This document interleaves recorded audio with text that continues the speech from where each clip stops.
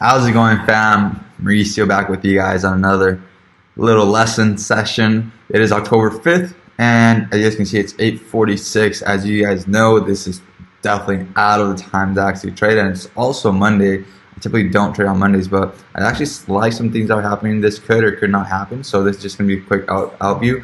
I am going to take this trade, and if it loses, no biggie, right? We got the rest of the week coming on. So I'm seeing that market on the H4 time frame. You know, we have certain area that we have not fulfilled. At the same time, in this zone, we have already fulfilled this zone.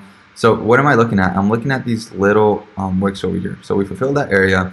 Going to the 1 hour time frame, we're actually able to identify that market did create some type of liquidity. But at the same time, now we're seeing something that I like to see, which is considered as divergence. Market's going down over here, and then market is pushing up on this scenario. So we have divergence happening on the 1 hour time frame. And then when we go over to the 15-minute time frame, we can go a little bit more in depth. Now right here where I'm starting to identify the market did leave some nice liquidity. And then right here, you guys may consider this as tweezer tops. It is also considered as a potential institutional candle due to the fact that it did take out previous liquidity. So what I want to go ahead and do, I want to go to lower time frames and actually zoom into what is happening within this area right here. Why? Because within that area right there, it can determine a potential entry to a move to the upside to do what? To take out these highs right here, take out this high over here, and potentially even take out all this liquidity that we have going on over here. If it does take out that liquidity, we're definitely going to be looking for some retaps over here into the zone where many individuals can call this as a potential supply or demand area. I do see this as a potential magnet because this is an area of imbalance, okay? So what I'm going to be looking for, I'm going to be looking for long positions all the way up over there. Going down to the 5-minute time frame, you guys can actually see where this tapped into. I was looking on the 5-minute time frame for market to tap into right here, this area right here. Has already tapped in. I'm actually already in this trade. I'm going to actually show you guys this real quick. I'm actually already in this trade. So you guys can see where I executed. I executed this trade at 32706.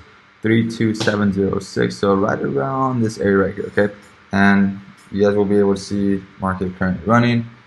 Not sure you guys can see that, but yeah, I'm right inside the trade. Market could probably come down a little bit lower, which ideally I would like for it to come down to the 1.32650 and then potentially take off from there, or even come down to this little zone right here, which I would consider a accumulation of price. Right, but I do understand that it doesn't always work like that, especially not on Mondays.